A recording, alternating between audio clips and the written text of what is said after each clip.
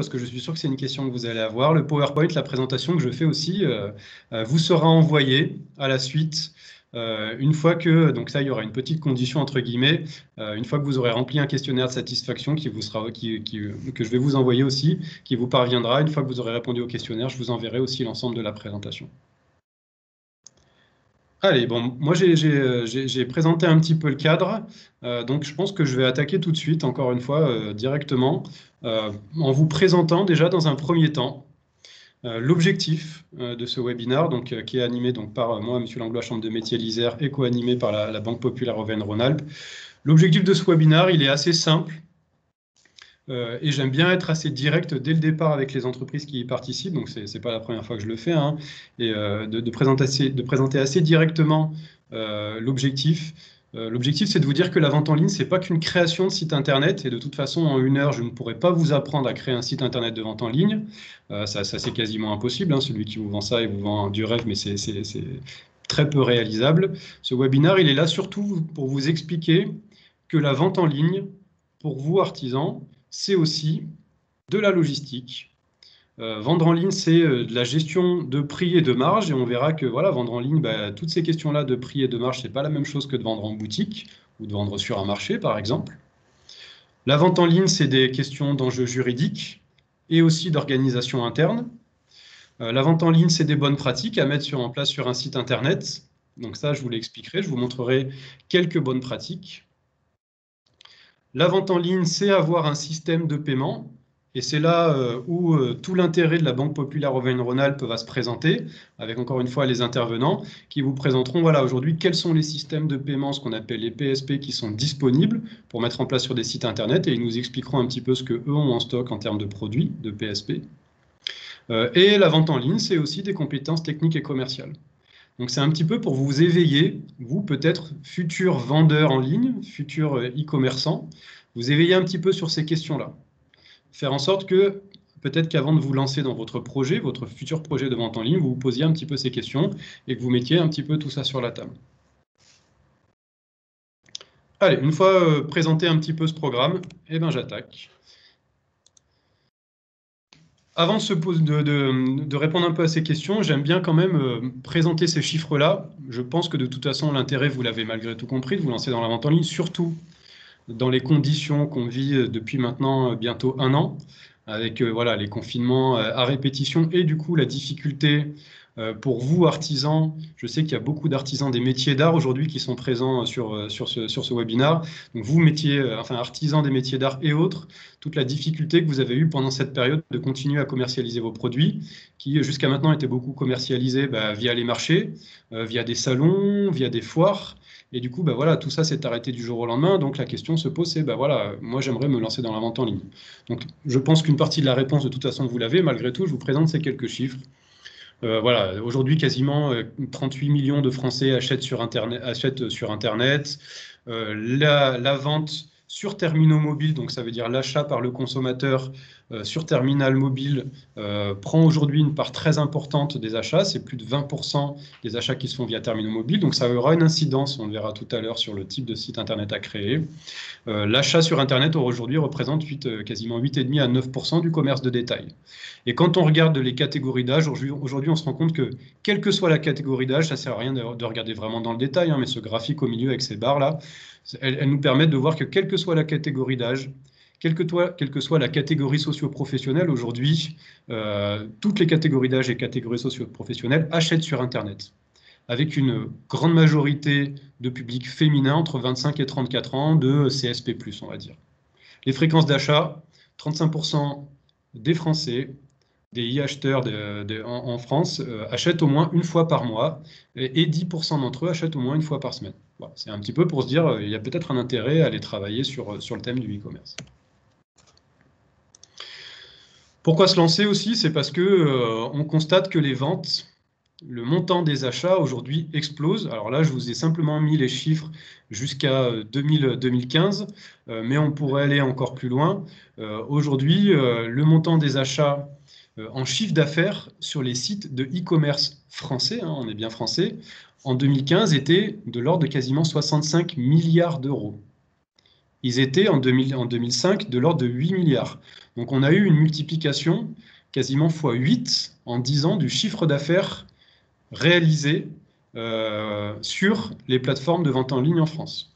Donc aujourd'hui, c'est encore plus, et je pense que l'année 2020 va encore dépasser des montants et du coup des seuils extraordinaires. On sait qu'effectivement, certains ont vraiment tiré leur épingle du jeu, pas forcément les plus vertueux, mais je pense à Amazon, voilà, qui a vraiment tiré son épingle du jeu, forcément pendant cette période-là aussi.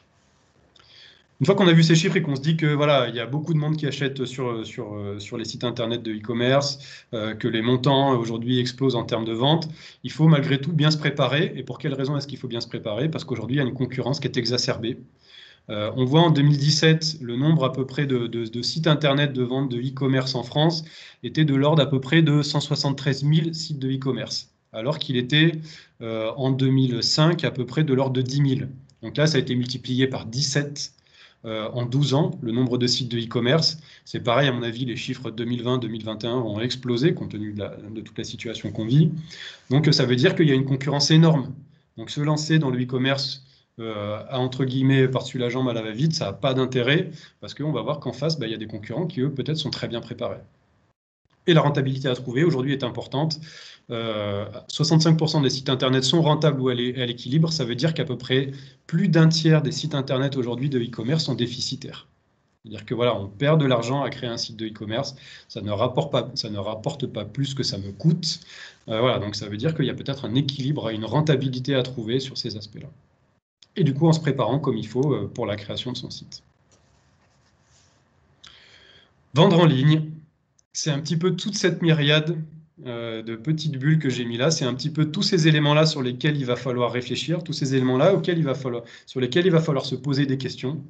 Nous, aujourd'hui, on va en aborder que certains de ces éléments-là. Je ne peux pas tous les aborder malheureusement, encore une fois, parce qu'on ne dispose pas d'un temps illimité. On va aborder aujourd'hui effectivement les questions de logistique avec le petit rond jaune qu'on trouve en haut là.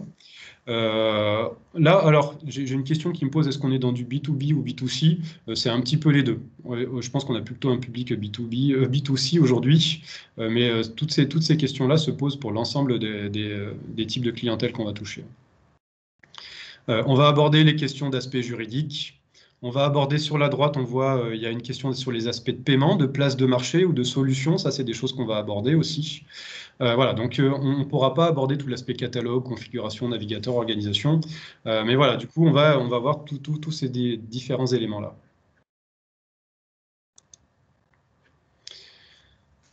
Avoir un site internet de e-commerce, c'est de la gestion d'enjeux commerciaux. Avec du coup, on le voit un petit peu sur ce graphique-là, encore une fois, les ordres, c'est des ordres d'idées, hein, pas forcément s'attacher exactement à la taille des blocs qui sont présentés. Mais avoir un site de e-commerce et vendre en ligne, ou vendre sur une place de marché, on le verra par la suite, c'est une répartition différente et des variables à ajuster pour la gestion de sa rentabilité. Si je vends en ligne, je le sais aujourd'hui, ma marge sera vraisemblablement réduite par rapport à une vente que je vais effectuer sur un marché ou dans un point de vente, parce que je vais avoir des frais qui ne seront pas forcément les mêmes. Vendre en ligne, ça veut dire faire du colisage, ça veut dire gérer aussi de l'envoi, ça veut dire faire peut-être plus de publicité ou de promotion par rapport à son site internet pour avoir un peu plus de visites et de ventes qui sont réalisées sur le site internet. Ça veut dire avoir des frais internet beaucoup plus importants, avoir peut-être des frais bancaires aussi qui seront plus importants par rapport à simplement posséder un TPE. Donc tous ces éléments-là, il va falloir bien les identifier avant de se dire je vais vendre en ligne parce que du coup la marge forcément sera pas la même. Et je parle même pas des places de marché où effectivement la marge est encore réduite parce que la place de marché c'est un intermédiaire entre vous et l'acheteur et lui aussi va devoir chercher à se rémunérer. Donc il y a un pourcentage lié à la place de marché qui va être plus important. Donc il y a un petit peu tout ce rééquilibrage. Là je suis en train de beaucoup travailler avec des entreprises en ce moment et c'est vrai qu'on n'a pas forcément conscience au moment où on souhaite se lancer dans la vente en ligne de ces différents éléments-là et du fait, effectivement, que les marges ne sont pas forcément les mêmes que quand on vend sur un marché ou quand on va vendre en point de vente. Il faut vraiment en avoir conscience. Encore une fois, c'est des ordres d'idées. Hein. Donc ça, c'est bien propre après à chaque métier. Vendre en ligne sur un site de e-commerce, c'est des enjeux de logistique. Et vraiment, ça, c'est pareil, on va insister là-dessus. parce qu'il y a un vrai enjeu derrière ça pour les chefs d'entreprise. Vendre en ligne, ça veut dire avoir des frais de transport. Ça veut dire que quelqu'un va passer une commande en ligne sur votre site internet et que du coup, vous allez devoir expédier un produit à cette personne-là.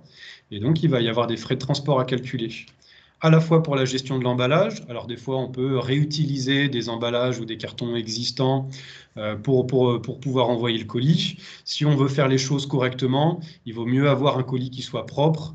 Donc, ça veut dire qu'il va y avoir de toute façon une gestion de l'emballage à proprement parler. Il va y avoir une gestion des frais de transport. Donc, auprès de qui je vais m'adresser pour gérer l'envoi de mon propre colis. Il va y avoir des gestions de frais d'assurance liés au colis. Donc, je vous présenterai par la suite quelques exemples. Et aussi, il va falloir réfléchir à la question des retours. Si jamais je devais avoir des retours par rapport au produit que j'ai envoyé, est-ce que, enfin, ou du coup, qui va prendre en charge cette question des retours? Est-ce que c'est moi, dirigeant, vendeur, qui vais prendre à ma charge le retour, ou est-ce que je vais faire supporter au client la gestion de ces retours? Donc ça, c'est quelque chose à prendre en compte. On le sait aujourd'hui, les plus grandes plateformes, si vous achetez, je vais prendre un exemple, hein, des chaussures sur Sarenza ou sur Spartoo, et ben en fait, le retour, il est à la charge du vendeur. Ça veut dire que vous, pour retourner votre colis, vous n'aurez rien à payer.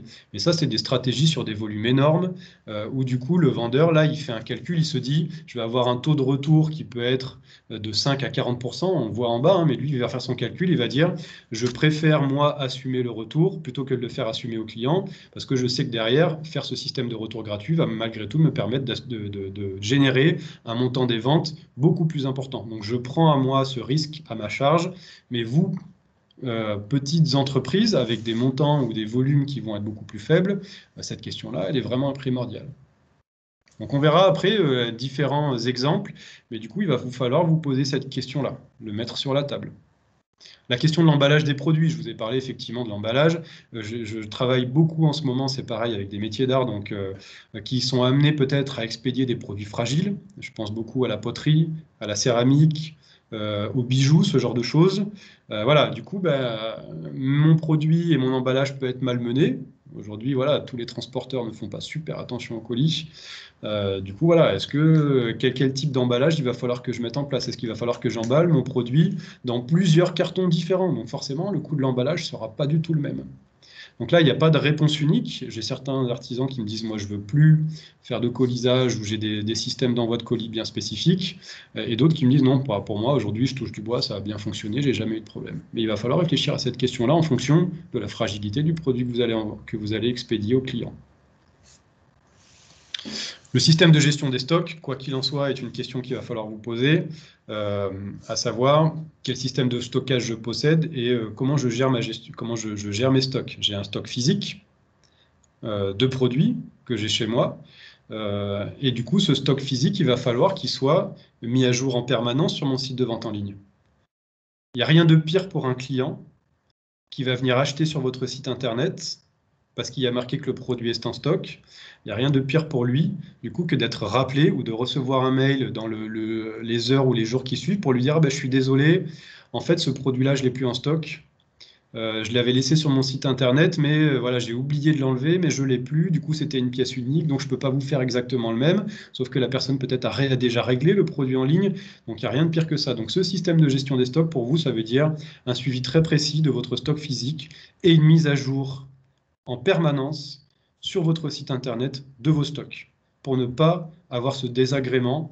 Et parce que voilà, le client, il achète une fois, si, il pense avoir acheté le produit, du coup, ça a été débité de son compte. Et derrière, on le rappelle en disant, je suis désolé, en fait, je l'ai plus ce produit, je peux vous assurer que derrière, je suis vraiment pas sûr qu'il revienne acheter chez vous. Mauvaise expérience client.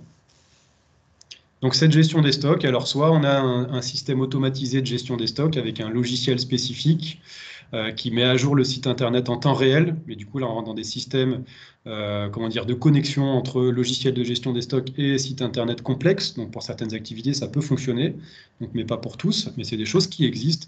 Soit ça veut dire qu'effectivement il va falloir vous gérer manuellement le système des stocks sur votre site internet. Donc vraiment des questions à se poser par rapport à tous ces enjeux de logistique qu'on n'a pas forcément en tête quand on se dit je vais créer un site internet. En fait, c'est vrai qu'on pense ergonomie, on pense logiciel de création, mais il faut bien se mettre en tête que le vendeur il va devoir gérer tous ces éléments-là. Je vous ai mis des exemples de tarifs de colis. Alors là, j'ai mis sur la gauche, c'est donc ce qu'on appelle point relais. Alors point relais fait soit de la livraison en point relais, soit est un transporteur comme peut l'être Colissimo. Donc voilà, je vous ai mis des exemples. Quand je vous enverrai la présentation, vous verrez que derrière ces deux tableaux, il y a un lien qui se cache. Donc si vous cliquez sur le tableau en question, ça vous affichera le site internet, ou en tout cas ça vous renverra vers le site internet en question sur lequel je suis allé chercher ce tableau-là. Donc vous retrouverez l'information plus précise. Alors voilà, je vous ai mis aujourd'hui Colissimo et Point Relais. Il existe plein d'autres fournisseurs, UPS, peu importe, qui proposent ce type de colisage-là hein, pour les professionnels. Donc à vous après de faire une étude de marché et d'aller regarder quel est le service qui vous convient le mieux. Donc effectivement, vous retrouvez là, par exemple, pour un colis, on va dire de 1 kg, en TTC, pour une offre de livraison en point relais, et là je parle bien en point relais et pas au domicile du client, hein, on est à peu près à 5,35 € en TTC. L'offre Colissimo, là on est sur de l'offre Colissimo en livraison à domicile. Donc à domicile pour 1 kg, sans signature, on est à 7,75 €. Et il me semble que là je suis sur du hors taxe, sur ce tableau-là. Et avec signature, pour 1 kg, on est, avec signature, on est à 8,14 €. Et en point relais, parce que Colissimo le fait aussi, on est à 5,94 €. Donc là, voilà, c'est des exemples que je vous ai mis. Et tout ça, tous ces chiffres-là sont bien sûr hors assurance. Donc je vous ai parlé tout à l'heure des assurances. Et donc il y a des assurances qui vont derrière venir se rajouter au prix du colisage en fonction de l'assurance que vous prenez en fonction comment dire, de la valeur qui se trouve à l'intérieur de votre colis. Il me semble que j'avais regardé hier avec une chef d'entreprise avec laquelle je travaillais. Pour une assurance jusqu'à 150 €, ça doit être de l'ordre de 90 centimes d'euros par colis en assurance. Donc c'est quelque chose qu'il va falloir venir rajouter. La question qui se pose après, c'est qui prend à sa charge les montants des frais d'envoi? Est-ce que c'est vous, vendeur? Est-ce que vous en prenez sur la totalité? Est-ce que vous, vendeur, vous en prenez une partie à votre charge? Ou est-ce que vous faites supporter la totalité des frais d'envoi au client? Quand on voit qu'un produit, que pour un colis de 1 kg, j'ai un montant de l'ordre de 5,35 € en TTC pour la livraison en point relais, la question, c'est quelqu'un qui viendrait m'acheter, je prends un exemple, hein, un bijou ou un petit élément de poterie de l'ordre de 15 €. Est-ce que cette personne-là serait prête à payer 5,35 € de frais de livraison, qui représente 30% du montant de l'achat? Donc vraiment, la question, elle se pose. Il faut avoir ça en tête en se disant, voilà. Et alors après, on peut mettre des systèmes sur les sites internet en disant à partir de 30, à partir de 40 ou de 50 € d'achat. Donc ça c'est bien le chef d'entreprise qui le décide. Et techniquement, ça se gère sur le site internet. À partir de, les frais de livraison sont offerts. C'est un argument aussi commercial important pour faire en sorte que les gens viennent sur votre site et peut-être remplissent leur panier de manière plus importante pour bénéficier des frais de livraison gratuits. Vraiment, là à nouveau, une question à se poser et il faut l'avoir en tête parce que ce n'est pas forcément des choses auxquelles on pense au départ.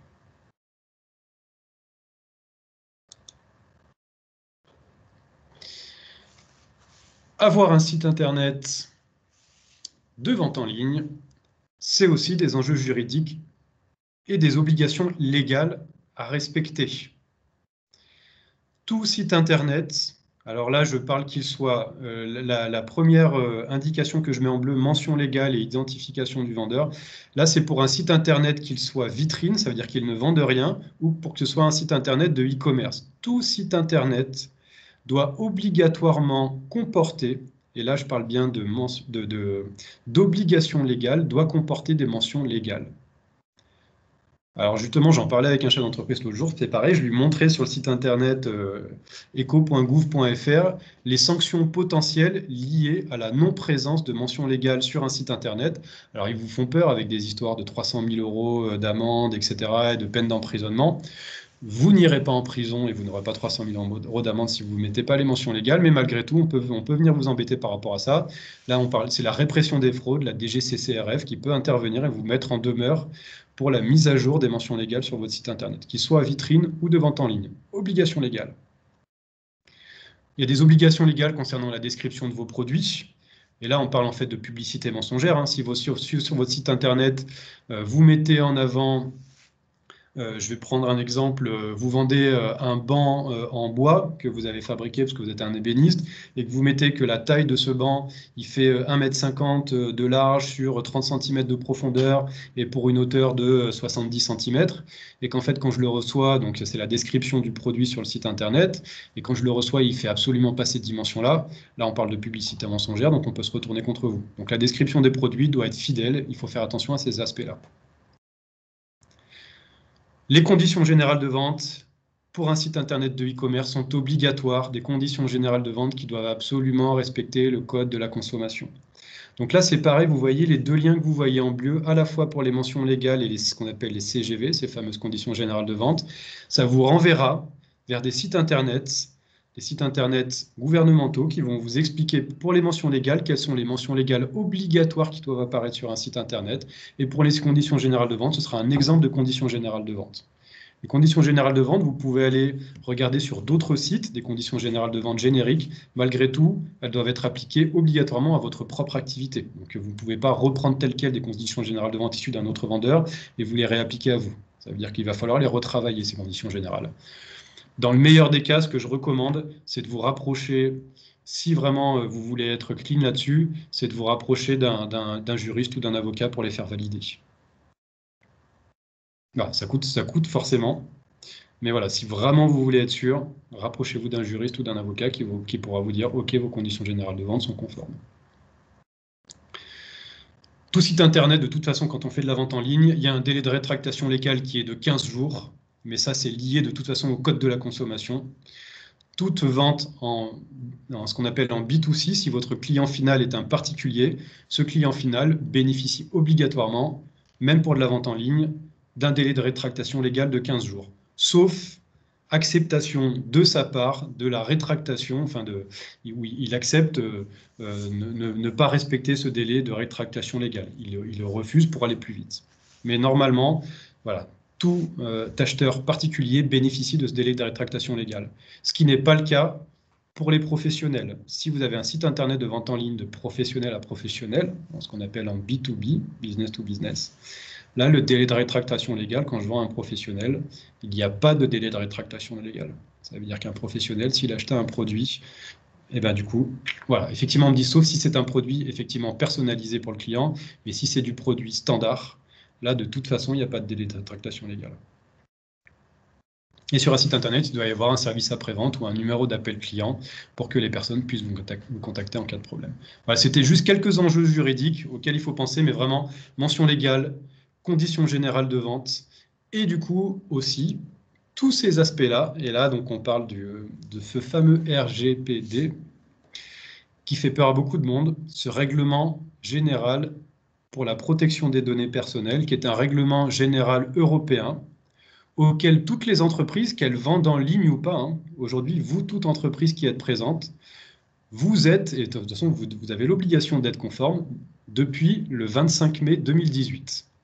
Je suis sûr que si je faisais un tour de table, vous l'êtes toutes de toute façon. Depuis ce 25 mai 2018, vous, entreprise, vous devez respecter ce règlement général pour la protection des données via différents éléments. Donc, je vous ai mis différents éléments. Là, c'est pareil, derrière l'explication en bleu sur le haut de la slide, ça vous renverra vers le site de la CNIL, la Commission nationale d'informatique et liberté, qui vous explique ce que vous devez mettre en œuvre pour respecter ce règlement général pour la protection des données. Et si je fais ce focus par rapport à ces règlements généraux qui concernent plein de choses différentes, si je fais ce focus par rapport au site Internet, ça veut dire que sur votre site Internet, vous devez à minima avoir ce qu'on appelle le bandeau des cookies sur votre site Internet. Ça veut dire que vous avez peut-être des systèmes de traçage sur votre site pour mesurer les visites ou pour récolter des données concernant les personnes qui se connectent à votre site. Ça veut dire que les personnes qui se connectent doivent être informées et doivent accepter ces fameux cookies. Je ne peux pas vous faire un cours technique sur l'explication exactement de ce que ça représente, mais votre site internet doit comporter ce cookie. Et c'est pareil dans les mentions légales ou les conditions générales de vente. Vous devez être clair sur les informations à caractère personnel que vous récoltez et à quelle fin vous les traitez. Ça, c'est quelque chose qui doit obligatoirement apparaître, soit dans les mentions légales, soit dans les conditions générales de vente. Ça, c'est simplement le focus sur le site internet, bandeau des cookies et ses mentions obligatoires. Et après, il y a d'autres choses à faire là en physique. Mais voilà, ça, c'est des éléments qui sont aujourd'hui obligatoires. C'est pareil, on parle bien de l'égalité, d'obligation, du respect de ce règlement qui est en vigueur depuis le 25 mai 2018.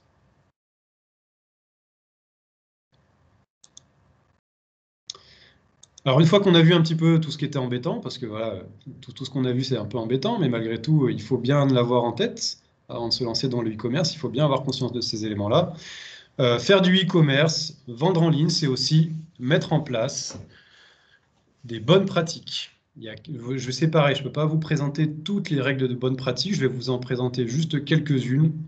La première des bonnes pratiques est entre guillemets une obligation aujourd'hui qu'il faudrait mettre en place. Alors, ce n'est pas une obligation légale, mais bien une obligation vis-à-vis de sa clientèle. C'est faire en sorte que votre site soit ce qu'on appelle, et là c'est un peu un mot barbare, responsive design. Alors, qu'est-ce que ça veut dire ce truc-là?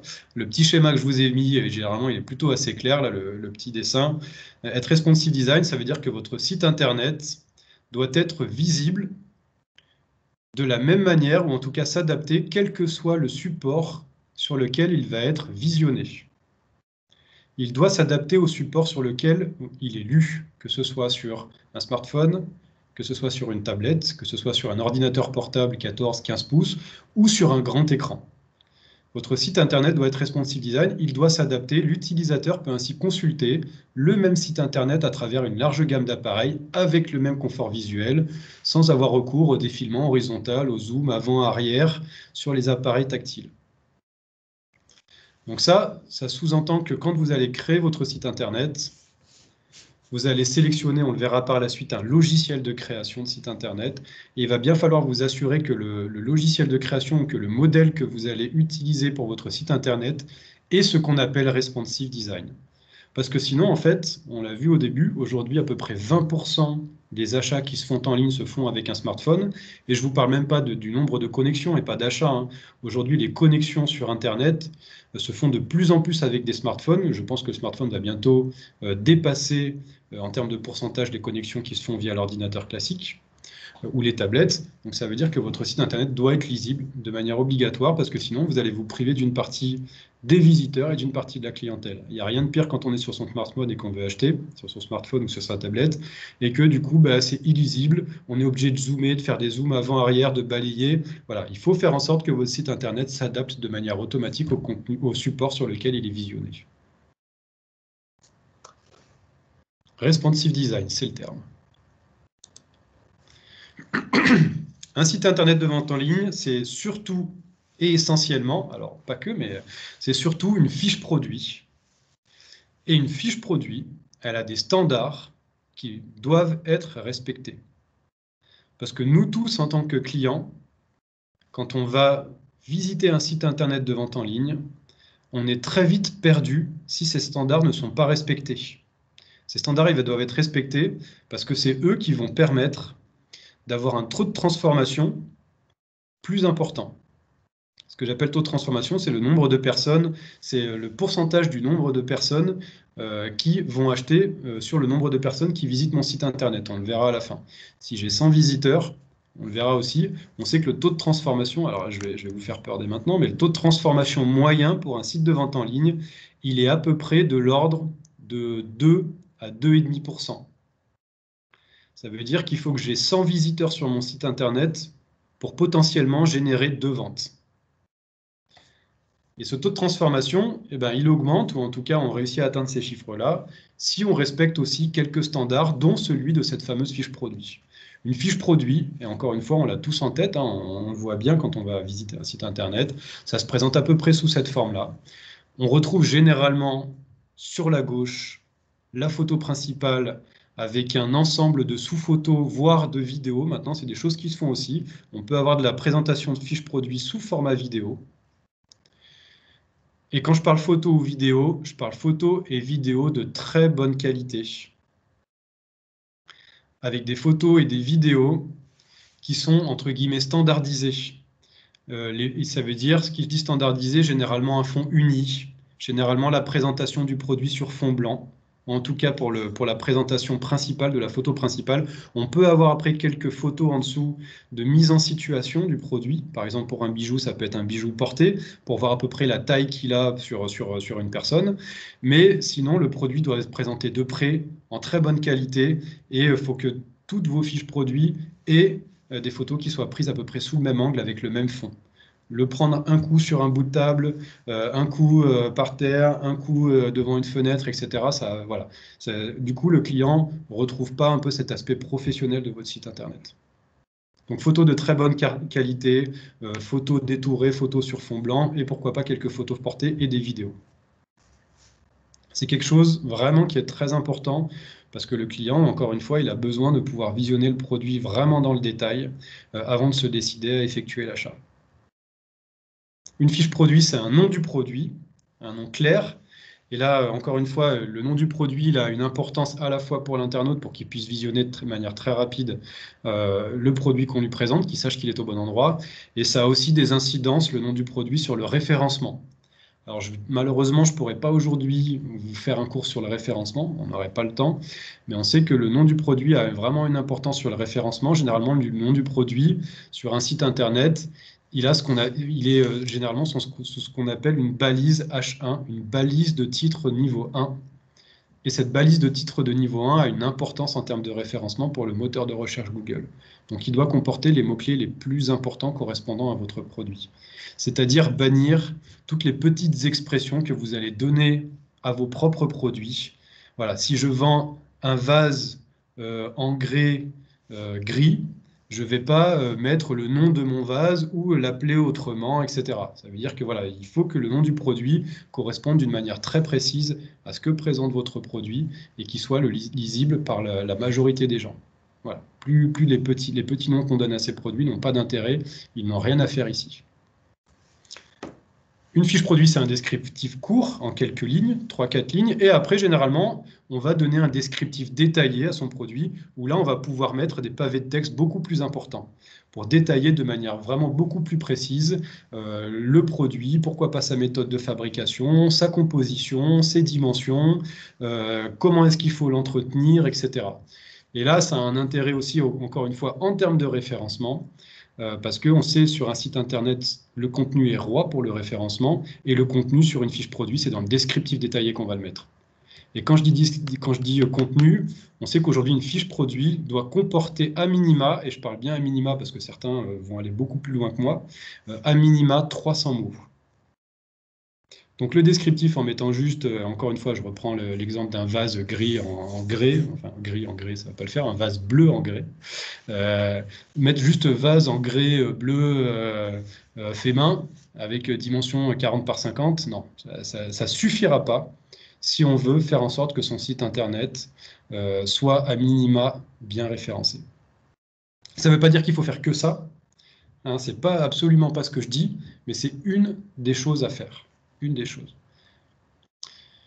Sur une fiche produit idéale, on a un prix qui apparaît de manière très claire, aucune ambiguïté sur le prix. Il faut qu'il apparaisse de manière très claire, parce qu'encore une fois, de toute façon, l'internaute, s'il ne voit pas le prix, s'il ne comprend pas bien quel est le niveau de prix des fourchettes, des trucs, des machins, il n'ira pas mettre au panier. Donc il faut être clair sur le prix, il faut que le prix apparaisse de manière proéminente. Et à côté de ça, ce fameux bouton d'appel à l'action, ce qu'on appelle le call to act, appel à l'action, call to action, ce bouton ajouter au panier, commander, réserver, peu importe le nom qu'on lui donne, si on vend en ligne, généralement c'est ajouter au panier. Alors après, il y en a certains qui jouent un petit peu sur les mots en mettant et hop dans le panier avec des trucs un peu fun, un peu rigolo, etc. Mais ça, il ne faut pas qu'il y ait d'ambiguïté non plus. Il faut que ce bouton-là, il apparaisse. Il faut qu'il se démarque graphiquement par rapport au reste de la page. Je ne suis pas en train de vous dire qu'il faut qu'il soit fluorescent et qu'il clignote et qu'à chaque fois que je bouge ma souris, le petit bouton se déplace sous ma souris à chaque fois. mais ça veut dire que malgré tout, en termes de coloris, il faut qu'il se distingue du reste de la page, parce que de toute façon, moi, ce que je cherche en tant que vendeur, c'est que la personne qui est sur mon site, sur ma fiche produit, clique sur ce bouton. Alors, je répondrai après par rapport aux plateformes Etsy, etc. La quantité que je souhaite mettre dans mon panier est importante, quantité 1, quantité 2, combien je mets au panier de ce type de produit-là, et quel est le stock disponible sur ce produit au moment où je me trouve sur le site internet. Je ne reviens pas dessus, je vous en ai parlé tout à l'heure, mais encore une fois, c'est un élément important, la gestion du stock. Après, on peut avoir des éléments de réassurance. Je vous ai mis, du coup, en bas à droite, voilà, les types de paiements que vous acceptez, paiement sécurisé, paiement par carte bleue, les systèmes de livraison, livré sous tant de temps, etc. C'est ce qu'on appelle des éléments de réassurance qui vont faire en sorte que l'internaute, avant de mettre au panier, il est sûr de l'ensemble de sa commande. Alors après, il y a ce qu'on appelle le tunnel d'achat qui va intervenir après, mais là déjà, il est à peu près sûr que tout fonctionne, que le site internet est sécurisé, qu'il peut payer avec sa carte bleue, que vous livrez par Colissimo sous tant de jours, etc. Donc élément de réassurance, du coup, taux de transformation supérieur. Je vous ai mis après tout ce qui est descriptif détaillé, information technique, garantie. Donc ça, c'est des choses qu'on peut retrouver aussi sur une fiche produit. Et après, en dessous de ça, il y a ce qu'on appelle le cross-selling. Donc ça, c'est pareil, c'est un élément important sur un site internet primordial à côté duquel il ne faut pas passer. Le cross-selling, c'est quoi? C'est une technique commerciale. Ça, c'est la définition, hein, mais du coup, on voit très bien ce que c'est. C'est la technique commerciale qui consiste à proposer à un client intéressé par un produit, un autre produit ou un ensemble de produits complémentaires. Nous vous conseillons, les personnes qui ont acheté ce produit ont aussi acheté. Donc voilà, c'est ce qu'on appelle le cross-selling. Et ça, on sait que c'est aussi des éléments importants parce que du coup, les gens, en fait, on se rend compte, naviguent d'une page à l'autre, d'un produit à l'autre. Ah bah tiens, ça c'est joli aussi, etc. Donc voilà, ça a un intérêt parce que peut-être on va générer une vente supplémentaire. Et peut-être que du coup, on va inciter l'internaute à naviguer de page en page, à aller découvrir d'autres produits. Parce que voilà, aujourd'hui, votre boutique, c'est comme si j'avais une boutique physique et que je n'avais qu'un produit dans ma boutique. Ben non, quand j'ai une boutique physique, le but du jeu, c'est d'avoir un joli rayonnage et la personne, quand elle va rentrer, elle est intéressée parce qu'au départ, elle sait ce qu'elle vient chercher. Mais malgré tout, dans ma boutique, le but du jeu, c'est de la faire se balader dans toute la boutique et qu'elle découvre l'ensemble des autres rayonnages, l'ensemble des autres produits. Elle va peut-être partir au final avec 2, 3 produits. Donc c'est exactement la même chose sur un site internet. La personne vient, elle est intéressée par ce produit-là, c'est cette fiche-là qu'elle visite, mais derrière, il faut lui proposer autre chose. Donc ça, sur les sites internet, c'est des choses qui se gèrent soit de manière manuelle, soit automatisée. Soit on définit pour une fiche produit en particulier quels sont les autres produits qu'on vient adjoindre, soit on laisse le choix au site internet en lui-même d'automatiser cette présentation et ces conseils. Et il y a une autre technique qui est celui de l'upselling, mais ça c'est un peu plus complexe. Là, ça consiste à proposer une extension de l'offre avec un prix intéressant pour augmenter le panier moyen ou un produit identique mais dans une gamme supérieure. Ça veut dire que voilà, vous vouliez le petit modèle, vous pourriez pourquoi pas acheter le gros modèle. Ou alors vous avez acheté vous voulez un appareil photo numérique, et ben si vous achetez avec la pochette, le boîtier, ou si vous achetez un autre, comment dire, pas un zoom, je n'ai plus le nom en tête, peu importe, si vous achetez un produit supplémentaire, du coup on vous fait un package et du coup ben voilà, vous bénéficierez d'une offre. Donc là on augmente le panier moyen.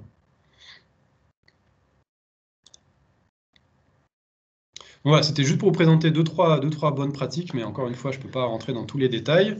Et après, bah, de toute façon, aussi, un des éléments importants, ce qui va compter, c'est le choix de la plateforme. Et quand je parle de plateforme, je parle de CMS. Donc ça, je pense que c'est un terme que vous avez déjà entendu, Content Management System, ou le logiciel de gestion de contenu. En gros, c'est le logiciel qui va vous permettre de créer le site Internet, ou le logiciel qui va être utilisé par le prestataire auquel vous allez faire appel pour créer votre site Internet. Aujourd'hui, il existe plein de logiciels sur le marché, il existe plein de techniques différentes. Avant de vous présenter les différents logiciels, je vais quand même clarifier mon propos aussi sur cet aspect-là. Je recommanderais toujours à un chef d'entreprise, dans la mesure, alors je vais mettre une condition, je recommanderais toujours à un chef d'entreprise dans la mesure où il dispose d'un budget, je lui recommanderais toujours de passer par un prestataire pour créer son site internet. Toujours. Dans la mesure où, donc j'ai introduit un si il dispose du budget suffisant. Créer un site internet, c'est pas donné à tout le monde, même si je vais vous présenter des logiciels qui vont vous permettre de le faire assez facilement. Et de toute façon, c'est aussi un métier, créer un site internet. Vous tous, vous êtes des professionnels de votre propre métier, de votre secteur d'activité. Et donc, on ne s'improvise pas du jour au lendemain, professionnel, encore une fois, ébéniste, ou professionnel céramiste, ou professionnel de la création de bijoux, bijoutier, peu importe. Je reprends ces 3 exemples-là. Donc voilà, c'est un métier. Donc, dans la mesure où vous disposez d'un budget, je vous inciterai toujours à passer par un professionnel. Après, si on ne dispose pas d'un budget, il existe des plateformes qui vont permettre de créer des sites internet. Alors, je vous ai mis quelques critères d'attention, je ne vais pas forcément revenir en détail dessus, mais voilà, des critères d'attention, voilà. Qu'est-ce qui va faire en sorte qu'est-ce qui va diriger votre choix par rapport à un outil plutôt que par rapport à un autre? La complexité du catalogue, est-ce que j'ai 10 produits à vendre ou est-ce que j'en ai 1000? Est-ce que j'en ai 5000?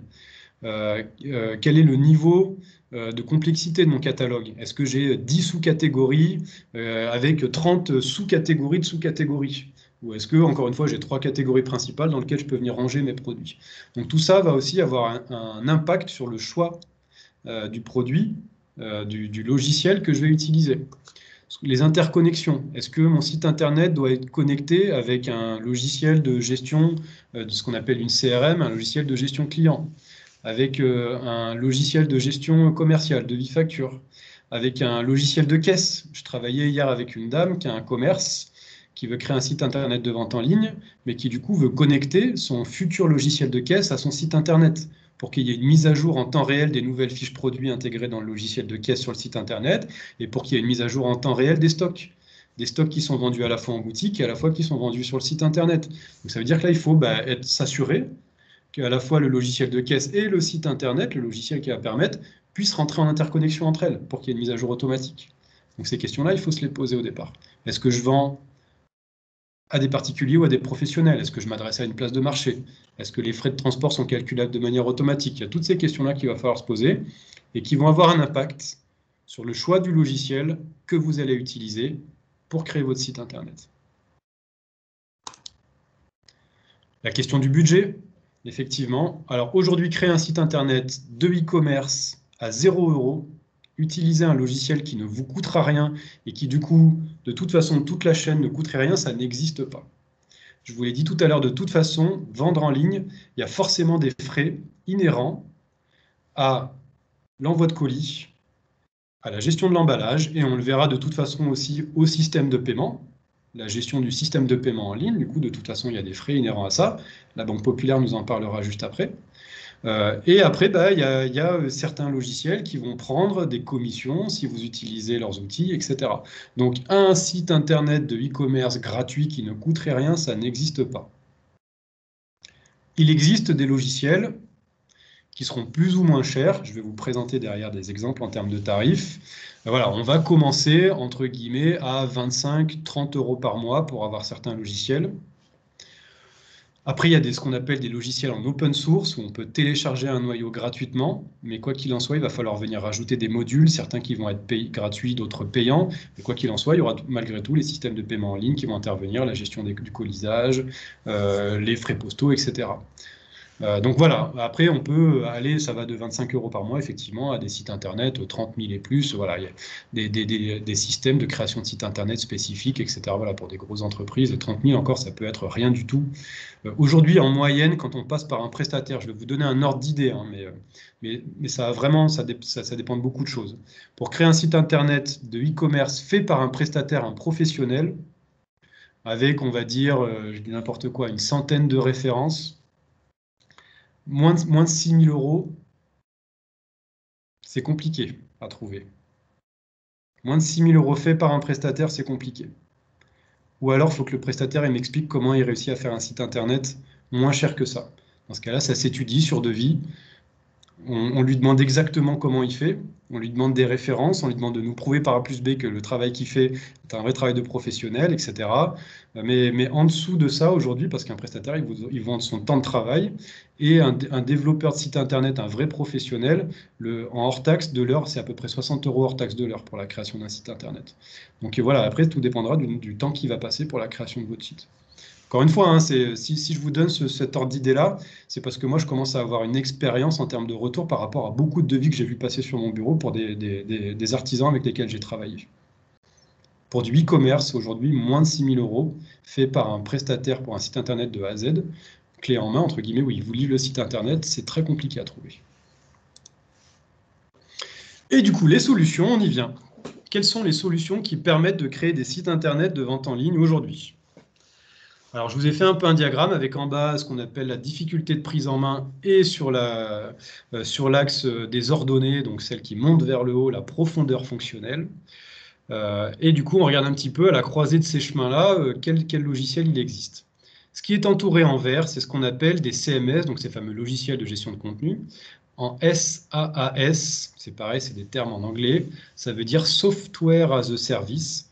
Ça veut dire que ce sont des logiciels pour lesquels vous allez payer un abonnement mensuel auprès d'une plateforme. Vous louez un accès à la plateforme pour créer votre site internet.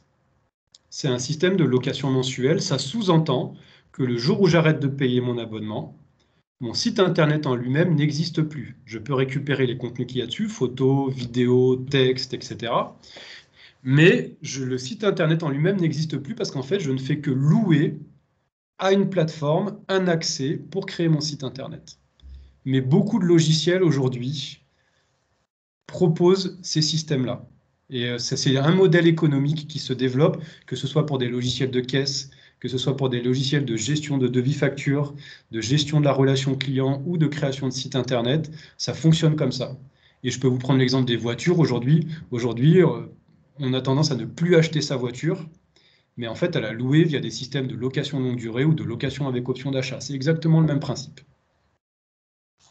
Sauf qu'à la fin, là, on ne peut pas acheter. Ça veut dire qu'une fois qu'on arrête son abonnement, on n'a plus accès à rien. Celui que je recommande principalement aujourd'hui pour sa facilité de création, pour sa facilité de mise en place et malgré tout sa profondeur fonctionnelle, je pourrais le faire remonter un peu, c'est Wix. Wix aujourd'hui est un logiciel de création de site internet assez simple. Alors quand je dis simple, ça nécessite quand même de l'apprentissage. Ne croyez pas que c'est parce que vous avez créé un compte sur Wix que votre site internet il est tout fait. Mais malgré tout, parmi tous ceux que je vous présente, moi c'est celui que je trouve le plus simple, le plus didactique, celui avec lequel on va aller plus vite pour créer un site internet et un site internet graphique et joli. Avec une profondeur fonctionnelle qui est vraiment en train de s'améliorer, il y a vraiment plein de nouvelles fonctionnalités qui sortent par rapport à ça. Si on veut aller un peu plus loin, alors Wix par rapport au référencement, effectivement, aujourd'hui, se sont vraiment bien améliorés. Beaucoup de professionnels, alors là, encore une fois, c'est pour ça que je vous ai dit au départ, je ne vais pas me froisser avec les professionnels du monde de la création de sites internet. Un professionnel vous dira n'utilisez jamais Wix, mais parce que c'est un professionnel. Malgré tout, Wix, aujourd'hui, permet en termes de référencement, et moi je le sais pour avoir créé des sites internet Wix avec certains artisans, sur des secteurs locaux. Alors, croyez pas qu'en créant un site internet sur Wix, vous allez apparaître en première position sur chaussures rouges. Quelqu'un qui taperait acheter chaussures rouges ou basket rouge, c'est pas avec un site internet Wix, vous apparaîtrez jamais en premier. Mais même avec un site internet créé ailleurs, vous apparaîtrez jamais en premier. Donc sur des localités, sur des gestions locales de référencement, Wix peut avoir des très bons résultats. Mais effectivement, un prestataire, un vrai professionnel, ne vous recommandera jamais au grand jamais d'utiliser cet outil-là. Encore une fois, là, c'est dans la balance. J'ai pas le budget, je veux faire moi, je veux quand même posséder ma propre vitrine, mon propre site de e-commerce, avec un site internet qui soit bien fait, techniquement, qui me permette de mettre en place différents éléments en termes de référencement. Wix, aujourd'hui, très franchement, aujourd'hui, peut vous permettre d'avoir des bons résultats. Avec toutes les conditionnalités que j'ai mises avant. Un autre que je recommande, c'est Shopify. Shopify, là, on va plus loin en termes de fonctionnalités un peu plus complexes à mettre en place, mais du coup, qui fonctionne aussi très bien, Shopify, je vous les présenterai. Et après, on part sur ce qui est entouré en rouge, c'est ce qu'on appelle des logiciels, des CMS en open source. C'est des logiciels qui vont permettre, du coup, à n'importe qui de venir télécharger le logiciel et de venir créer un site internet avec. Pour quelqu'un qui veut faire seul, je ne les recommanderais jamais parce qu'ils sont très complexes à utiliser. Ça reste des outils professionnels. Je vais avancer un peu parce que je suis en train de regarder mon truc et je me dis que je suis un petit peu en retard, mais du coup, voilà, je vais avancer. Par rapport à Wix et Shopify, je vous ai mis des exemples de tarifs. Aujourd'hui, sur Wix, pour avoir une boutique en ligne, c'est à peu près de l'ordre de 30 € par mois, ces systèmes d'abonnement. Et sur Shopify, c'est pareil, le niveau basique est à peu près à 20, je suis à 29 $, c'est à peu près 25 € par mois. Donc on est entre 25 et 30 € par mois pour pouvoir créer son site internet de e-commerce sur ces plateformes-là, pour accéder au logiciel de création. Allez, du coup, je vais me permettre de laisser la main à Fabrice Nouhan et Vincent Roissac, donc de la Banque Populaire Auvergne-Rhône-Alpes, qui est co-animé avec nous, pour vous parler un petit peu des solutions d'encaissement. Merci Florent. Merci. Merci et bonjour à tous. Je me présente Fabrice Nouhan, je suis responsable de l'expertise e-commerce et flux à la BPORA. En fait, mon métier, celui de mon équipe, c'est de proposer à nos clients toute une gamme de services, de solutions pour les accompagner dans leur projet de mise en place d'un schéma marchand sur Internet. Et parmi ces solutions, bien sûr, des solutions spécifiques d'encaissement à distance. Ce qu'on souhaite effectivement partager avec vous, c'est les critères de choix de cette gamme de solutions d'encaissement qui aujourd'hui existent sur le marché, avec deux axes qu'on va partager dans leur présentation avec mon collègue Vincent Roissac. Florian, si vous vouliez passer à la slide suivante. Ou alors j'ai peut-être la main pour le faire. C'est parfait, c'est parfait. Oui, alors vous l'évoquiez tout à l'heure, après avoir sélectionné l'outil de gestion de contenu de votre site, vous allez devoir faire un autre choix important, celui du PSP ou prestataire de services de paiement. Alors c'est quoi? En fait, le PSP, il va vous fournir ce qu'on appelle, nous, la brique de paiement de votre site. C'est ce module qui va vous permettre de transformer la mise au panier faite par vos clients sur votre site en crédit sur votre compte bancaire. Si on veut transposer, c'est l'équivalent d'un TPE, cette fois-ci virtuel, mais avec des fonctionnalités TPE, terminal de paiement électronique, le dispositif qui vous permet d'encaisser en proximité des règlements cartes bancaires de vos clients. Donc effectivement, le PSP, c'est un TPE virtuel, mais avec des fonctionnalités élargies. Le paiement, c'est un acte important parce que c'est le dernier contact que vous avez avec votre client. C'est une des choses importantes que votre client finalement retiendra de sa visite chez vous, la fluidité avec laquelle il a pu réaliser son règlement, et elle participe de ce qu'on appelle l'expérience client. Donc comme pour les outils de gestion de contenu, il existe de nombreux PSP ou solutions de paiement sur le marché, les plus connus n'étant pas forcément les plus adaptés pour ceux qui débutent dans le e-commerce. Donc vous aurez à faire un choix et on vous recommande d'investir ce choix, de ne pas le laisser finalement à la main de votre développeur informatique, comme c'est assez fréquemment le cas. Ce qu'il faut savoir, c'est que la plupart c'est pas forcément trop connu, mais la plupart des banques de la place proposent des solutions, BPORA, mais pas que. À minimum, ce qu'on vous conseille, c'est de questionner votre banquier. Il saura vous orienter. Alors, quels sont les critères, les points clés à évaluer pour choisir sa brique d'encaissement? Ils sont en fait de deux ordres. Il y a déjà évidemment les services de paiement, les facilités, les éléments de rassurance que ces modules de paiement permettent de proposer à votre clientèle. Donc, c'est Vincent qui vous les présentera. Et puis, il y a des critères de choix plus centrés sur vos propres besoins, sur vos attentes. Et c'est ceci que je vais aborder, centré sur la mise en place et l'exploitation que vous aurez à faire de cette brique de paiement. Le premier point à questionner, nous semble-t-il, c'est l'intégration de cette brique de paiement avec votre site, en fonction de l'application sur laquelle votre site a été développé. Ce que effectivement on évoquait tout à l'heure, c'est CMS. Il faut savoir que certains PSP fournissent des modèles directement compatibles avec les principaux CMS du du marché, hein, des modules qui permettent finalement d'interfacer directement la brique avec votre site. C'est bien sûr effectivement intéressant puisque ça concourra à minimiser votre budget de développement, hein, en facilitant, je dirais, cet interfaçage assez direct via ces dispositifs qui sont directement mis à disposition par les PSP. Le second aspect, c'est l'ergonomie des outils de gestion que le PSP met à votre disposition.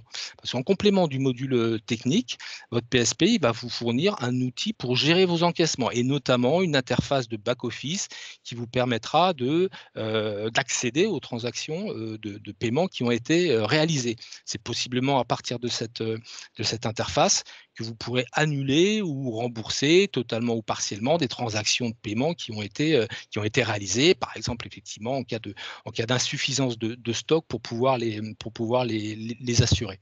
Donc, la simplicité de l'interface, son caractère intuitif sont des éléments importants, en tout cas, effectivement, qui comptent dans le choix et notamment lorsqu'on débute.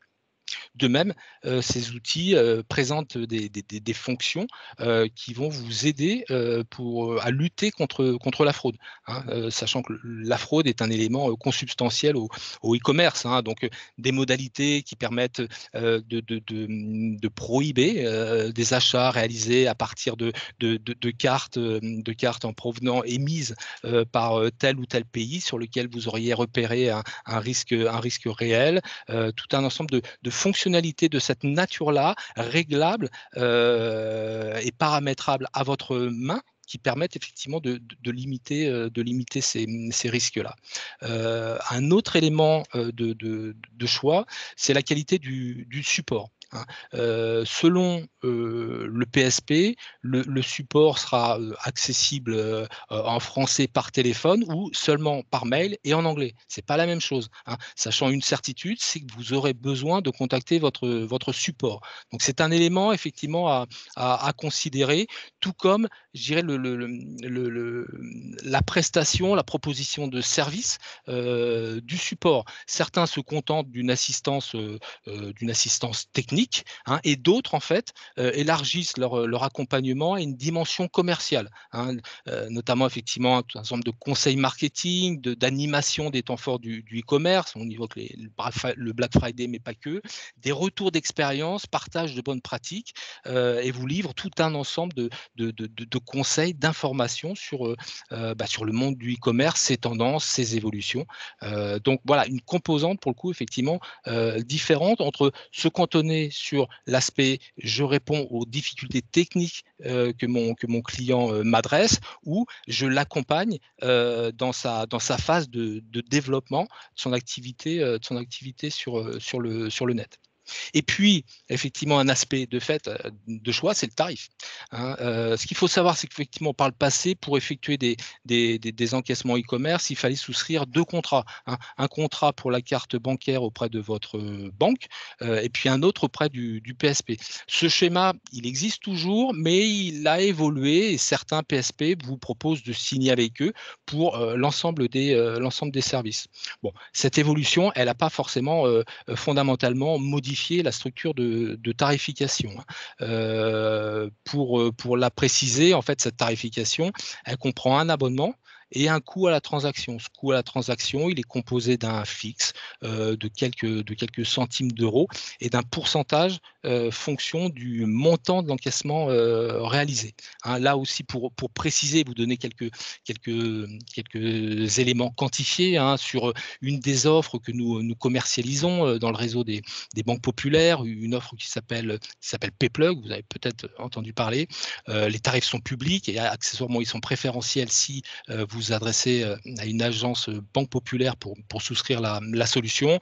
Bon, ces tarifs, Payplug, c'est une gamme, hein, en termes d'offres.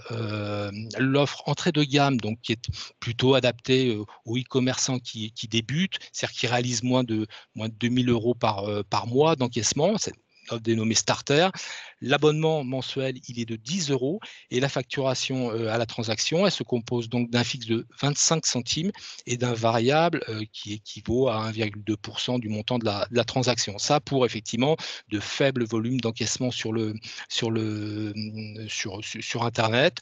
L'offre cœur de gamme, c'est l'offre dite pro, avec un abonnement certes un petit peu plus élevé à 25 €, mais avec une tarification qui elle est ramenée à 15 centimes de fixe et 0,8% du montant de la transaction.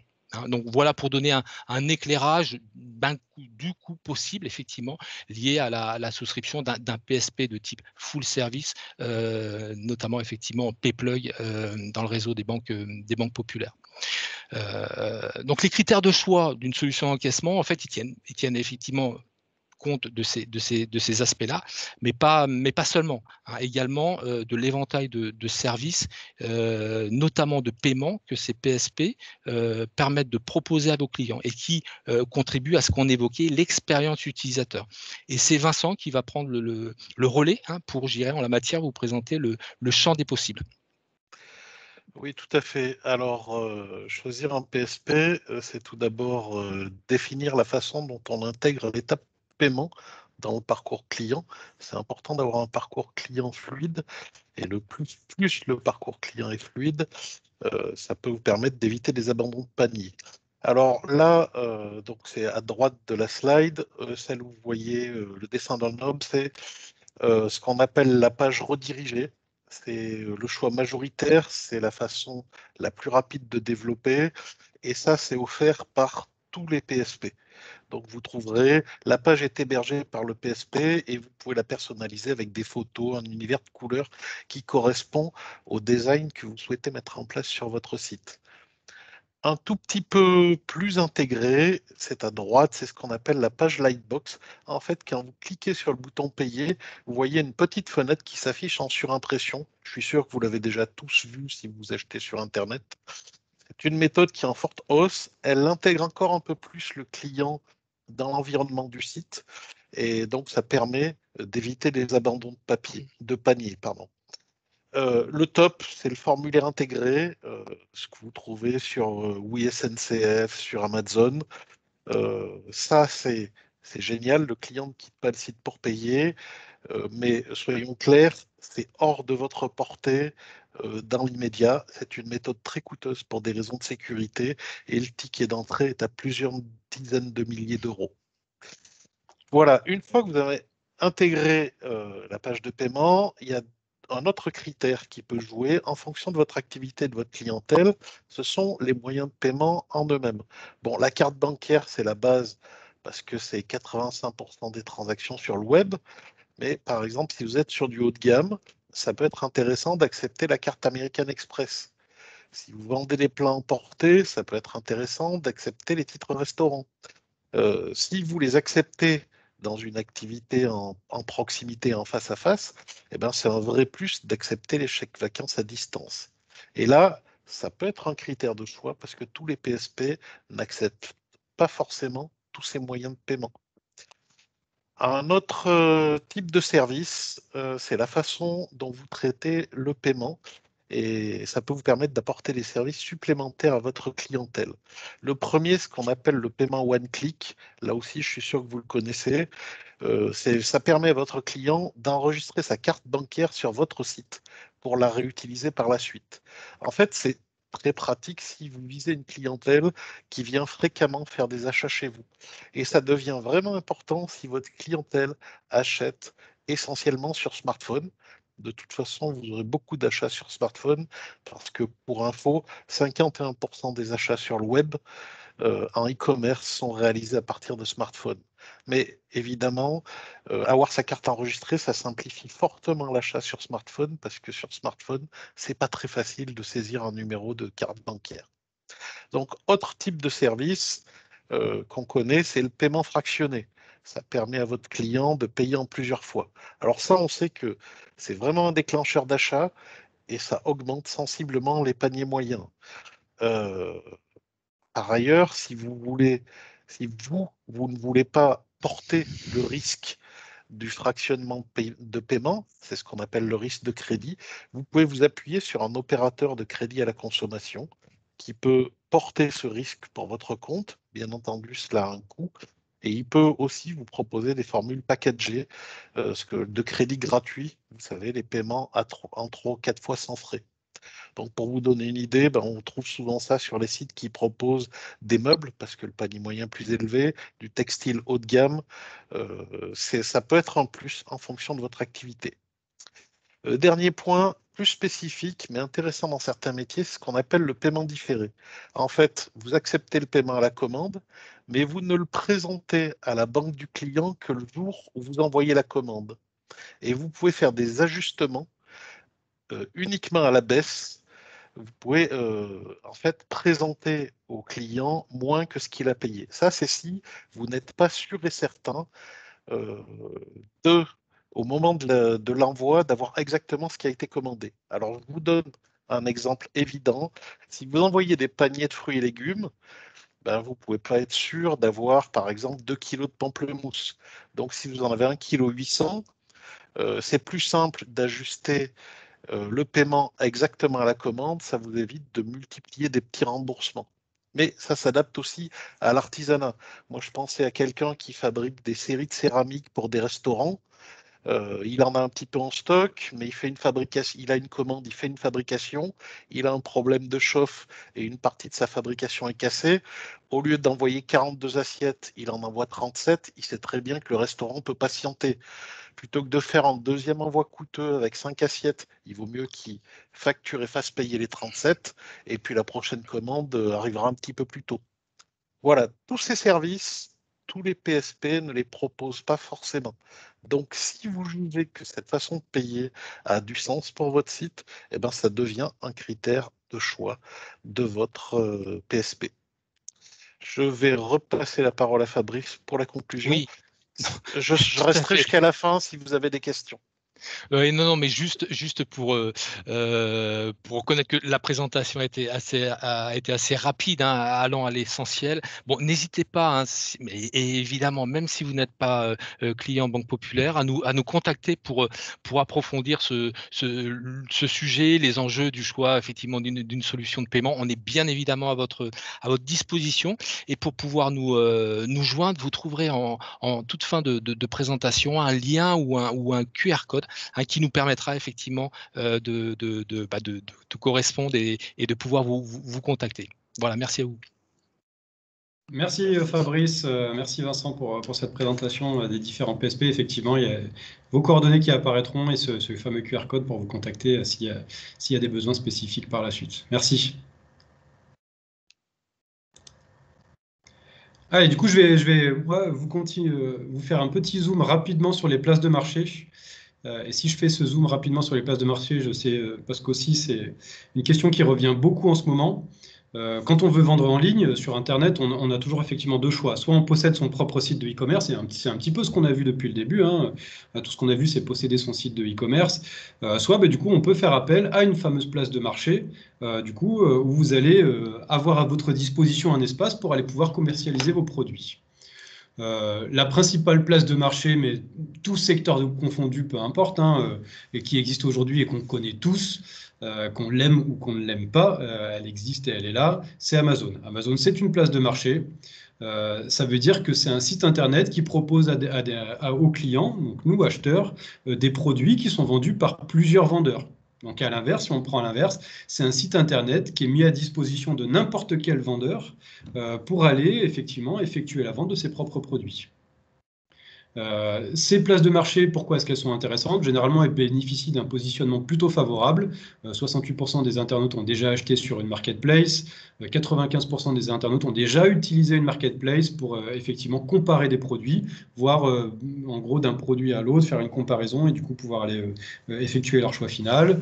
Et ça reste une opportunité effectivement pour vous, chef d'entreprise, pour bénéficier de l'audience d'un géant ou d'une grande marketplace, pour développer votre chiffre d'affaires, etc. Ou pour multiplier les possibilités de paiement pour vos clients. Donc voilà, ces marketplaces, effectivement, aujourd'hui, elles existent. Comment est-ce qu'elle se positionne, cette marketplace?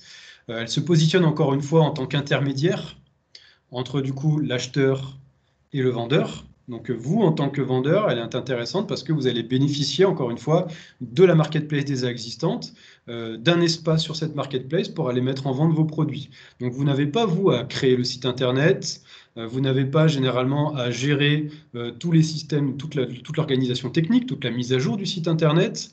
Vous n'avez pas à gérer généralement le système de PSP, ce qu'on vient de voir, parce que du coup, la marketplace a déjà elle-même mis en place son propre système de PSP. Donc voilà, en gros, il y a des aspects techniques qui du coup sont facilités pour le chef d'entreprise. Mais du coup, quel est entre guillemets le loup, où se cache le loup? C'est que cette plateforme-là va prélever généralement c'est le cas à chaque fois, elle va prélever une commission sur chacune des ventes qui est réalisée.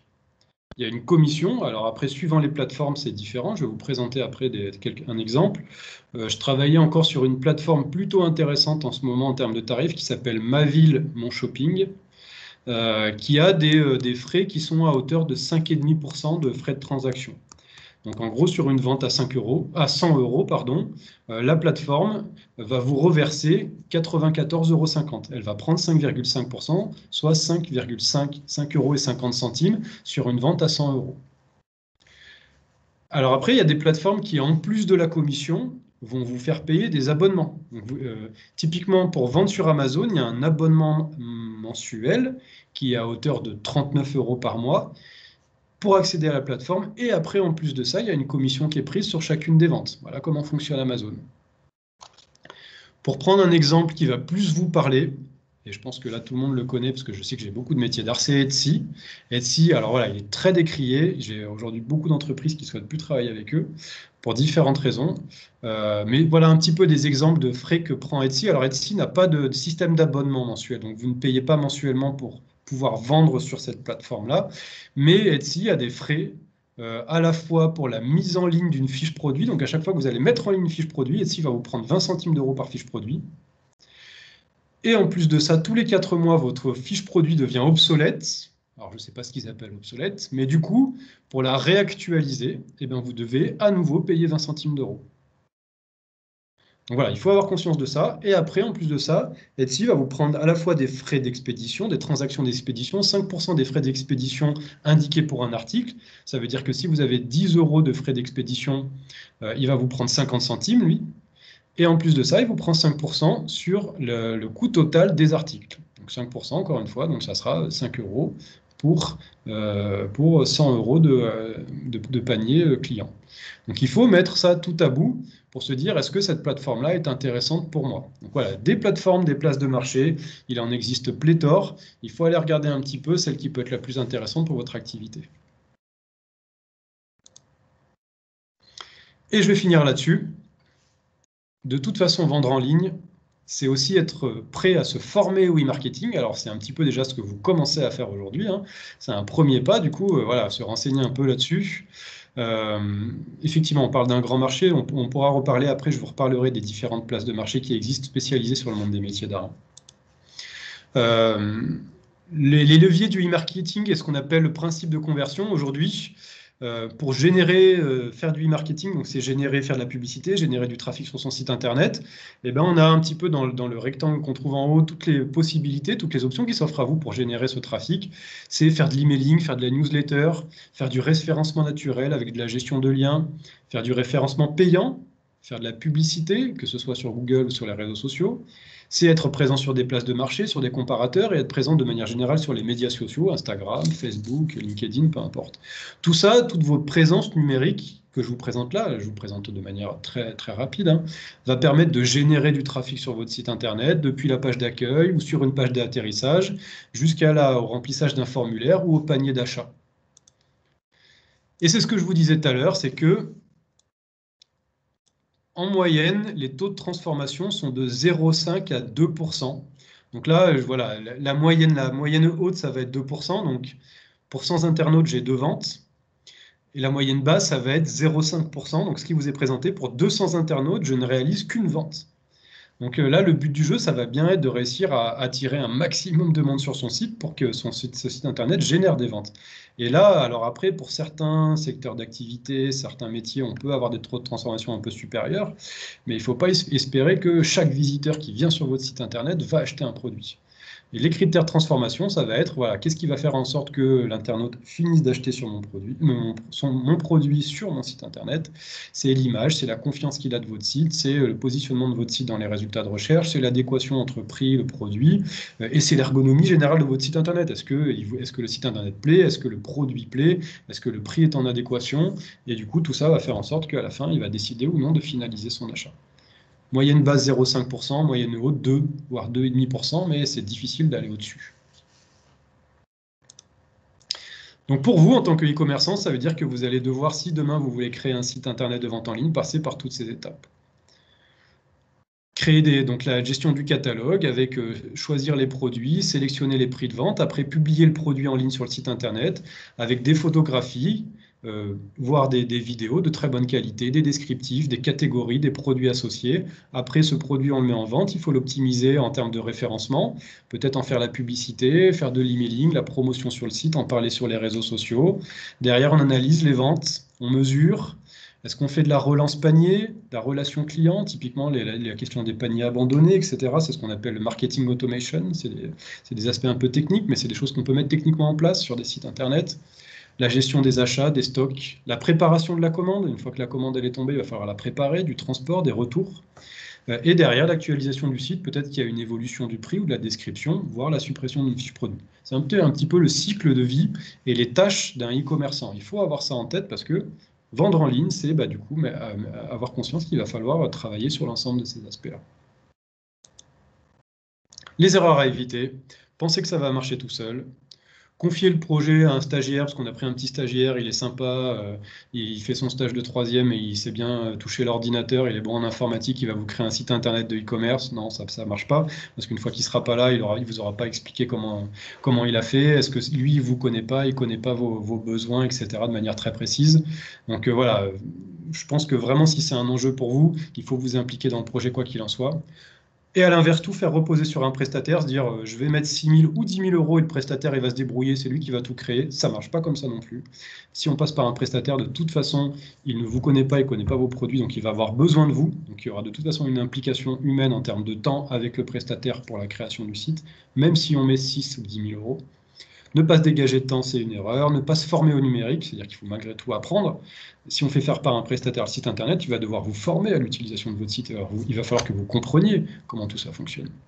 Et pour vous, ne pas vous définir d'objectifs clairs, etc., à savoir quels sont les résultats que je souhaite et à quelle échéance. Pour poursuivre ces réflexions, alors je vous ai mis ce site internet, vous le verrez quand je vous enverrai le PowerPoint. ENE, c'est Entreprise et Numérique, c'est une association à Lyon.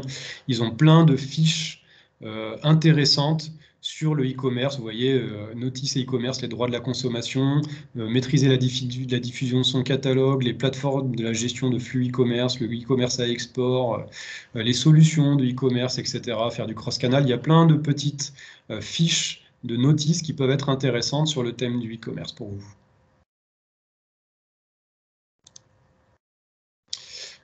J'en ai fini pour la présentation de manière générale. Je vais juste vous expliquer, si demain vous souhaitez aller plus loin sur ces thèmes-là, nous, Chambre de métiers de l'Isère, et moi particulièrement, je peux accompagner des entreprises sur différents niveaux. Alors, le premier niveau, c'est celui du diagnostic numérique. C'est faire cet état des lieux de l'usage que vous avez dans le numérique et pouvoir bénéficier de mon regard externe par rapport à l'utilisation que vous avez actuellement ou par rapport au projet que vous souhaiteriez mettre en place et bénéficier de premières préconisations. C'est à peu près 1h30 de diagnostic. On fait ça généralement par visioconférence. Alors, je sais que beaucoup d'entre vous qui sont là aujourd'hui, c'est un travail qu'on a déjà fait ensemble. Et après, je peux faire de l'accompagnement individuel à la carte. Suivant le territoire sur lequel vous êtes aujourd'hui, entre 0,5 et 2 jours par accompagnement individuel sur vos projets. Alors ça, du coup, c'est en termes de délai, il y aura un peu de délai parce que j'ai un premier semestre qui va être très chargé. Mais voilà, malgré tout, je vous incite à prendre contact avec moi pour me dire s'il y a des besoins d'accompagnement. Comme ça, moi, je les enregistre et je reprendrai contact avec vous le moment venu, le moment où on aura du temps disponible.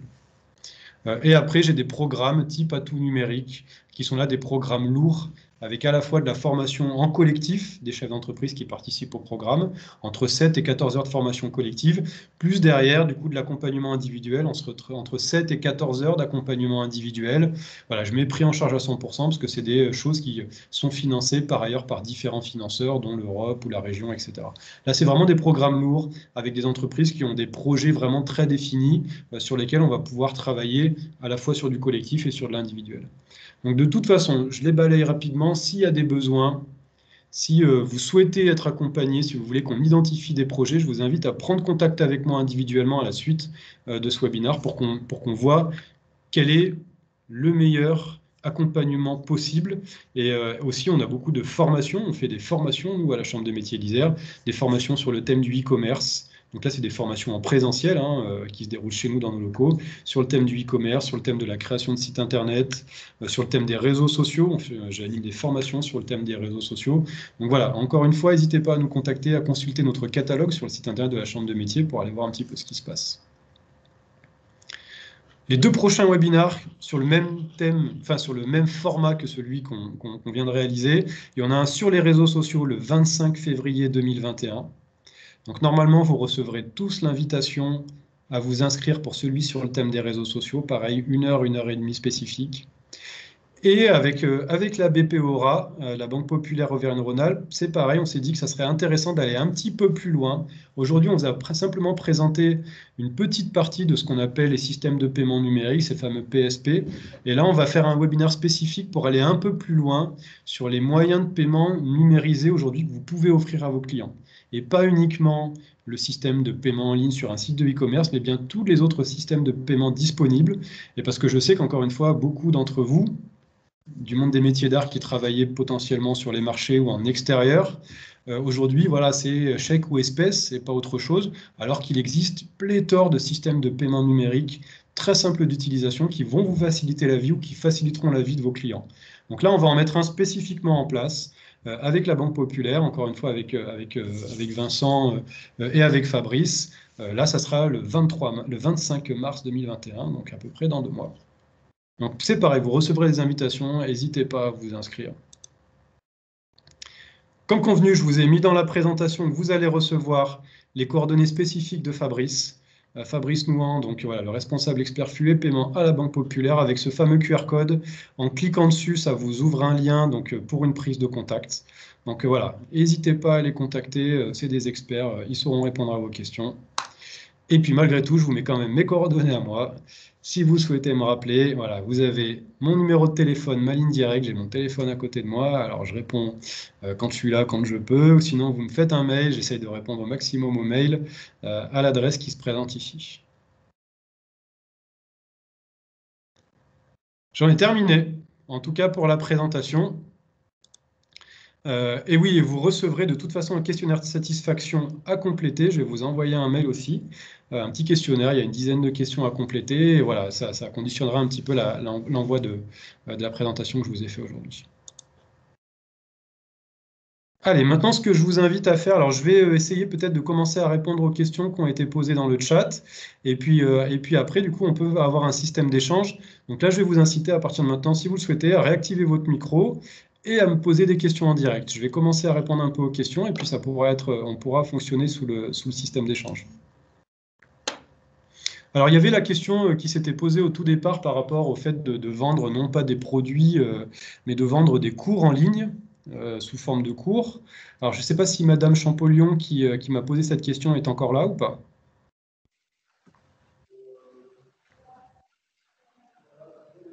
Non, j'ai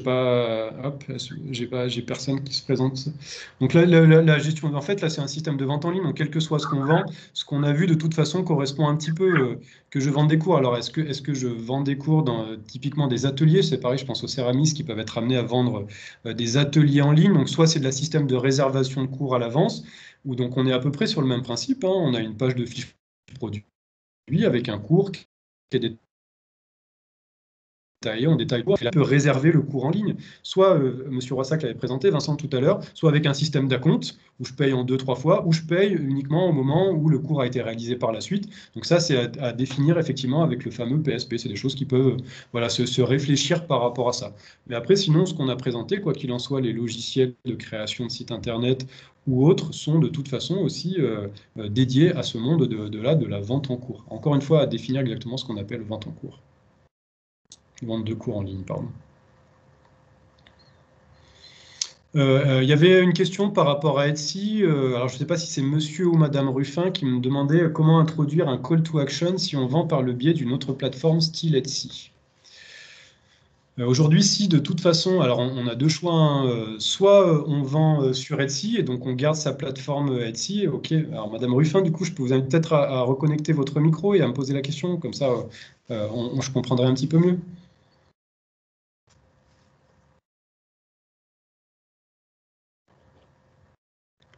Non, je ne sais pas si peut-être vous n'y arrivez pas, mais du coup, imaginons que je vende sur Etsy et que j'ai mon propre site internet de vente en ligne. Alors attendez, est-ce que je vais arriver moi à vous reconnecter? Hop. Ah, il y a toujours un peu de technique, de toute façon, c'est obligé. Allez, je vais vous reconnecter votre micro. Alors, je ne sais pas si je peux.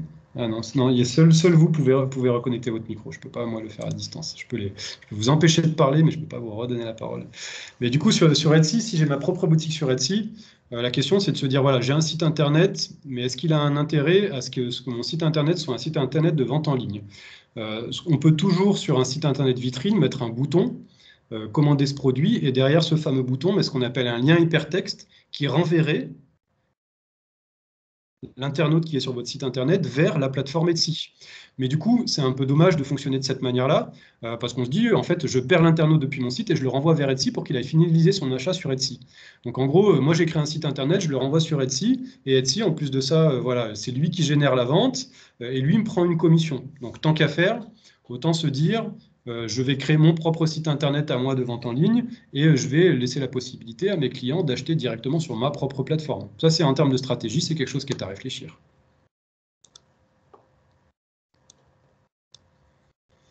Mais voilà, effectivement, on peut perdre des clients parce que les personnes vont finaliser sur Etsy et du coup, je vais payer 5% de com, etc. Donc ça, c'est des choses qui sont effectivement à calculer au départ.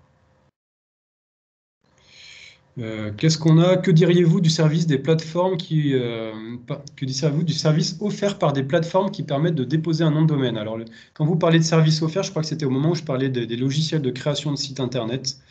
Alors, créer un site internet avec les plateformes qui permettent de déposer les noms de domaine. Alors aujourd'hui, les plateformes qui permettent de déposer des noms de domaine, les principales plateformes que je recommande, moi, c'est OVH, qui est français, hein, qui est un des leaders mondiaux du nom de domaine et de l'hébergement de sites internet. Je pense à Gandhi aussi. Pour moi, ce ne sont pas des spécialistes. Ce ne sont pas des spécialistes des logiciels de création de sites internet. Ce ne sont pas des spécialistes où voilà, je vois effectivement Ionos. J'ai tendance à dire, gardez votre nom de domaine chez eux et allez utiliser vraiment des spécialistes du logiciel de création de sites internet. Typiquement, Ionos s'est lancé là-dedans parce qu'il s'est dit, tiens, moi j'ai des gens qui achètent des noms de domaine chez moi, mais après ils vont créer leur site internet chez des concurrents ou chez d'autres prestataires. Pourquoi est-ce que je rapatrierais pas ça en interne et que du coup mon client il est captif, je le conserve. Malgré tout, à voir ce que proposent ces plateformes-là, ça ne veut pas dire qu'elles ne sont pas bonnes, ça veut dire qu'il faut peut-être aller regarder de manière très précise, techniquement, en termes d'aspect financier, en termes d'aspect de création, de facilité d'utilisation, si c'est mieux que d'autres plateformes qui sont vraiment spécialisées sur ces domaines-là. Donc voilà, je comprends l'intérêt qu'ont eu ces entreprises-là de se dire, tiens, je vais mettre à disposition des entreprises ces aspects-là, mais je vous inciterai peut-être dans un premier temps d'aller regarder des spécialistes de la création de sites Internet. Voilà, on conserve le nom de domaine chez eux et après on peut aller regarder ailleurs aussi, quoi. Encore une fois, il n'y a pas de meilleure solution. Il n'y a que des solutions qui sont adaptées aux besoins du chef d'entreprise en fonction de ses spécifications techniques, de ses besoins. Donc, Ionos, j'ai travaillé des entreprises pour lesquelles ça fonctionnait très bien. Voilà. Donc encore une fois, j'ai aucun parti pris vis-à-vis d'aucune des plateformes ou d'aucun prestataire. J'ai juste à dire, on peut analyser tous les besoins. Et en fonction de ça, on va aller sélectionner le bon prestataire.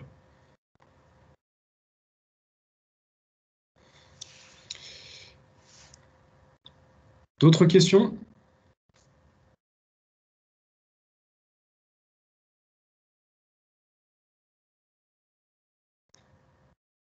Non, c'est bon pour tout le monde. J'ai répondu à toutes les questions. Il n'y a pas de questions supplémentaires par rapport à ce qu'on a vu, par rapport aux plateformes, pour la Banque Populaire, par rapport à des systèmes de paiement, des PSP, etc. Des questions spécifiques. Tout est bon pour tout le monde? Effectivement, là, je la mettrai en replay. Vous serez prévenu du moment où elle sera mise en replay pour que vous puissiez aller la consulter. Je n'ai pas la date exacte. Voilà, faut que je regarde derrière si je la retravaille un tout petit peu. Et derrière, c'est mon service com qui la met en ligne. Donc, je vous donnerai un petit peu toutes ces informations-là. Vous inquiétez pas. Début de semaine prochaine, je pense. Alors, j'ai une question par rapport à Amazon et Facebook. Alors, quelle est la question exacte, Monsieur Piedfort, par rapport à Amazon et Facebook? Vous pouvez activer votre micro hein, si vous le souhaitez. Hein.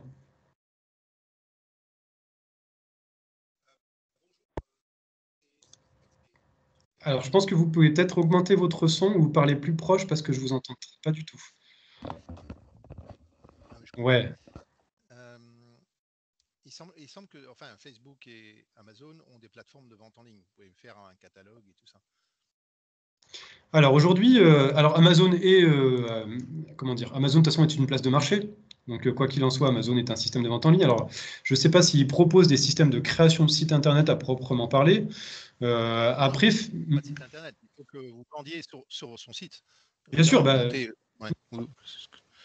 c'est ce que je disais, c'est une place de marché Amazon. Donc aujourd'hui, n'importe quel vendeur professionnel peut aller sur Amazon et vendre ses produits, se créer sa mini-boutique et mettre ses produits en vente sur Amazon, bien sûr. Facebook, c'est un peu différent. Facebook, sur Facebook et sur Instagram, sur les réseaux sociaux, on peut créer des boutiques en ligne. Facebook est en train de développer ce qu'ils appellent le Facebook Pay, c'est-à-dire que demain, Facebook et Instagram deviendront des plateformes de e-commerce. C'est-à-dire que j'achèterai... Moi, ils me proposent déjà. Voilà, on pourra acheter en direct un produit qui nous intéresse, un produit qu'on verra sur Facebook ou sur Instagram. Je visite la page d'une entreprise où je vois une publicité avec un produit.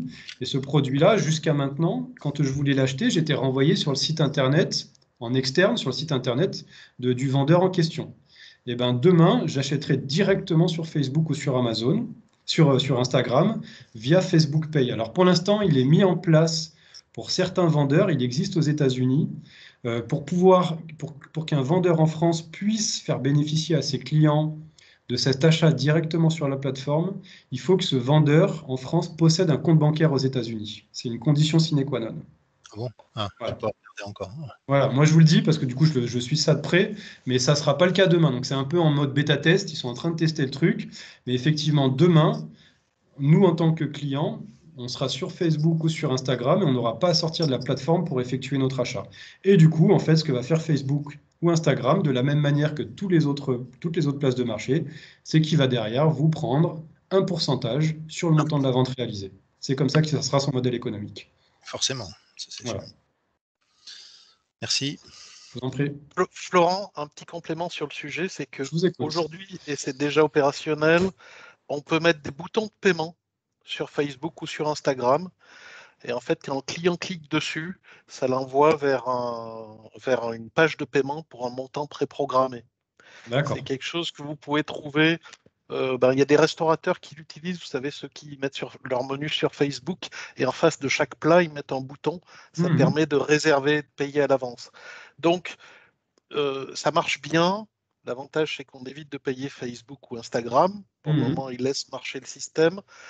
Par contre, c'est pas une mécanique qui permet de vendre tout un catalogue de produits. Ça permet de vendre quelques produits qu'on met en valeur ou de faire de l'animation commerciale. On en parlera fin mars. Mais c'est pas aussi structuré que ce que va proposer Facebook ou Amazon ou Instagram. D'accord, très bien. Ok, merci pour la précision, Vincent.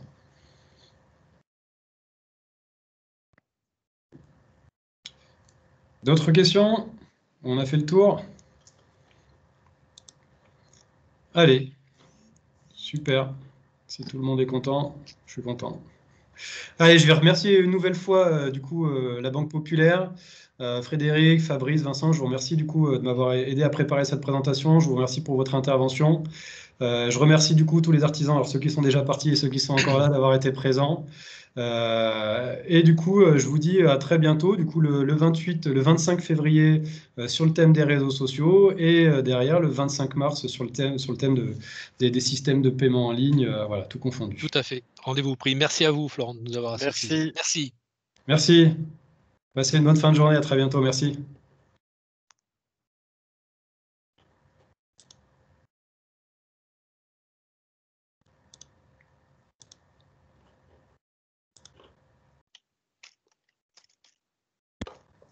Merci, au revoir. Merci beaucoup. Passez une bonne journée. À vous, hein. Super. Merci, super. Merci.